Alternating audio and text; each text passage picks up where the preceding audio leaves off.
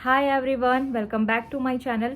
तो दोस्तों, आज के अनुपमा के एपिसोड में आप लोगों को बहुत ही ज़्यादा बुरा लगने वाला है अनुपमा के लिए, और बहुत ही ज़्यादा गुस्सा आने वाला है आद्या पे और उसकी बातों पे। तो दोस्तों, चलिए शुरू करते हैं आज के एपिसोड को और दिखाते हैं आपको क्या क्या हुआ है आज के एपिसोड में। तो आज के एपिसोड में हम देखते हैं कि पाकी जो है वो अनुपमा से कहती है कि मम्मी, आप 5 साल तक यूएसए में थी तो हमारी लाइफ जो थी वो काफ़ी ज़्यादा स्मूथ चल रही थी, बहुत ही मज़े से चल रही थी। लेकिन जब से आप आई है ना, सब कुछ ख़राब हो चुका है, सब कुछ मैसी हो चुका है।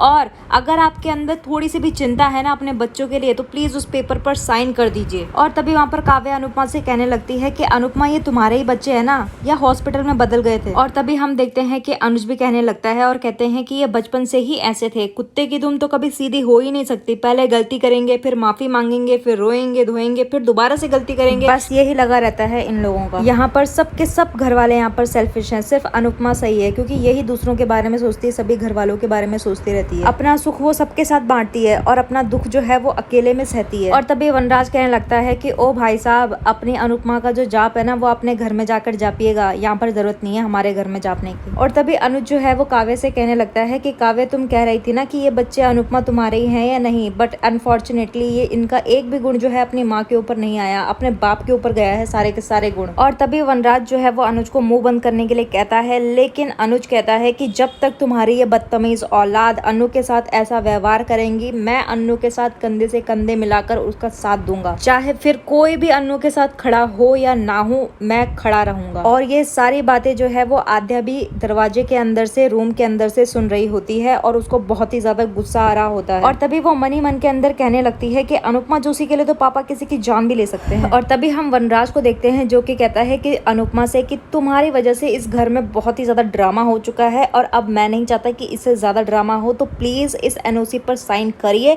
और इस छापा को खत्म कीजिए। और तभी वनराज कहने लगता है कि एक मिनट, कहीं ऐसा तो नहीं कि तुम्हें भी इस प्रॉपर्टी पर हिस्सा चाहिए, क्योंकि तुम्हें लग रहा होगा कि सबको तो पेंट हाउस मिल रहे हैं और तुम्हें ही कुछ नहीं मिल रहा। और या तो कहीं तुम्हें ऐसा तो नहीं लग रहा कि आद्या की वजह से अगर तुम्हें अनुज नहीं मिला तो अहमदाबाद में तुम्हारे लिए एक घर तो होना चाहिए। और तभी अनुज कहने लगता है कि अनु को किसी की भी घर की जरूरत नहीं है, ना ही उसे पैसों की जरूरत है, क्योंकि वो सेल्फ डिपेंडेंट है और वो अपना खुद देख सकती है। अमेरिका में भी वो खुद के बल से वहाँ पर खाना खा रही थी, जी रही थी, और तो उसे किसी की भी जरूरत नहीं है, किसी के पैसों की और ना किसी के घर की। और तभी वनराज कहता है कि अगर जरूरत नहीं है तो साइन करे ना, क्यों नहीं कर रही है। और तभी वनराज जो है वो गुस्से में आकर बाहर चला जाता है। और तभी वहाँ पर जो है काव्या आती है और अनुपमा से कहती है कि अनुपमा, तुम परेशान मत होना, अपने दिल पर बातें मत लेना, क्योंकि वनराज तो माँ बापू की वजह से जो है वो परेशान हो रखा है, इसीलिए वो ये सब कुछ बोलता ही रहता है।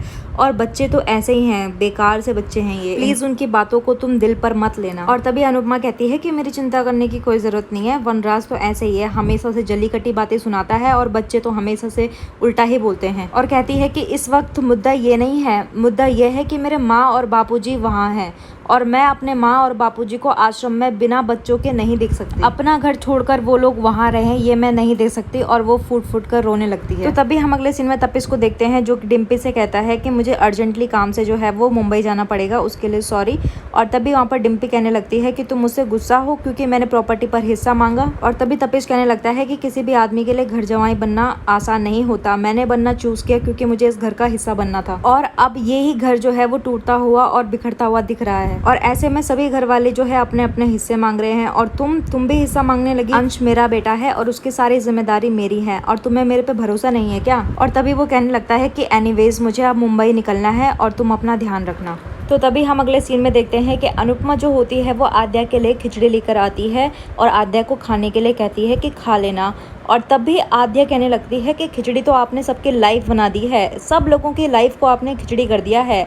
पाकी दीदी सब कुछ ठीक कह रही थी कि आपके आने से जो है सबकी लाइफ जो है वो खराब हो चुकी है। और कहने लगती है कि कोई भी आपसे खुश नहीं है, ना ही आपके दोनों एक्स हस्बैंड, ना ही आपकी दोनों बेटियां और बेटे, और ना ही आपके परिवार आपसे खुश है। और कहने लगती है कि इतना सब कुछ करने के बाद, सबकी लाइफ खराब करने के बाद फिर भी आपका मन नहीं भरा और आपने पापा के कान भरे और श्रुति की शादी तुड़वा दी और हमारी हैप्पी फैमिली को तोड़ दिया। और तभी हम देखते हैं कि आद्या जो है वो अपनी माँ को कहती है कि आप दुनिया की सबसे बुरी माँ हो, और उसको एक बुरी माँ का टैग दे देती है और साथ ही साथ उसको एक छोटा सा ताज पहनाकर कहती है कि आप जीत गई अनुपमा जोशी, आपने जो भी किया बहुत अच्छा किया और उसके लिए आपको मुबारक हो। और तभी अनुपमा जो है वो आद्या को कहती है कि थैंक यू ये ताज पहनाने के लिए, और बताने लग जाती है कि तुम लोगों के लिए मैंने क्या क्या कुछ किया, अपने बच्चों के लिए मैंने सब कुछ किया, उनके एक आवाज से मैं उनके पास आ जाती थी सब कुछ छोड़कर। और कहने लगती है कि जितना दुख और दर्द तुमने मुझे दिया है ना, उसका अगर तुम्हें 1% भी मिले ना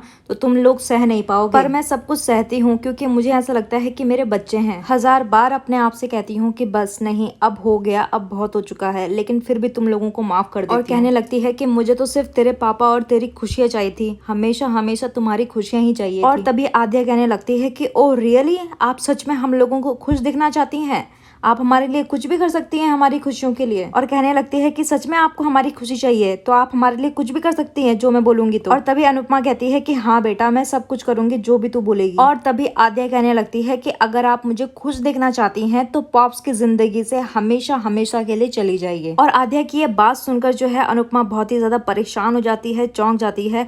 और उसके बाद आद्या कहने लगती है कि क्या हुआ, उतर गया अच्छाई का मुखौटा। और कहने लगती है कि अगर आप मेरे पॉप्स की जिंदगी में आई तो मैं हमेशा के लिए घर छोड़कर चली जाऊंगी। और तभी आद्या कहने लगती है कि अगर आपने मेरी बात नहीं मानी तो मैं अपने आप को कुछ कर लूंगी। और तभी वहां पर जो है अनुपमा कहने लगती है कि बात सुन बेटा, ऐसे सब ख्याल तेरे दिमाग में आ कहां से रहे हैं। और तभी आद्या जो है वो बार बार यही कह रही होती है कि प्लीज मुझसे वादा कीजिए कि आप हमारी इस लाइफ से चले जाएंगे, वरना मैं अपने आप को कुछ कर लूंगी, अपने आप को कुछ कर लूंगी। और वो जैसे ही चाकू की तरफ जा ही रही होती है कि अनुपमा कहती है कि वादा करती हूँ कि मैं तेरी और तेरे पापा की जिंदगी से हमेशा हमेशा के लिए दूर चली जाऊंगी, अनुज से सारे रिश्ते तोड़ लूंगी मैं हमेशा हमेशा हमेशा के लिए। और तभी आद्या जो है वो कहने लगती है कि पॉप से आप इस बारे में कोई भी बात नहीं करेंगे और हम कल यूएसए जा रहे हैं। और कहने लगती है कि ना ही उसके बाद आप हमें ढूंढने की कोशिश करोगी, ना ही फोन करोगे और ना ही सोशल मीडिया में हमें स्टॉक करोगे, कुछ भी नहीं करोगे आप। और तभी अनुपमा जो है वो रोते हुए कहने लगती है कि तूने जो भी कुछ किया ना और जिस तरीके से किया बहुत गलत किया। और कहती है कि लेकिन मैं तुझसे बहुत प्यार करती हूँ छोटी, और तेरी खुशी के लिए मैं कुछ भी कर सकती हूँ, लेकिन तुझे विश्वास नहीं है, इसलिए अपनी बेटी से किया हुआ वादा मैं हर हाल में निभाऊंगी। और तभी जो है वहां पर से आद्या चली जाती है और अनुपमा जो है वो रो के जो है वो कह रही होती है कि सॉरी अनुज,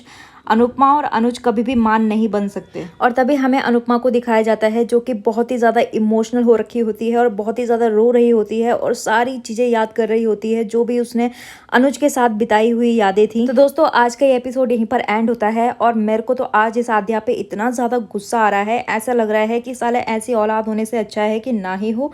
और आप लोगों को कैसा लगा हमें कमेंट्स बॉक्स में ज़रूर बताना, और साथ ही साथ अगर चैनल को लाइक शेयर सब्सक्राइब नहीं किया है तो प्लीज़ कर लेना।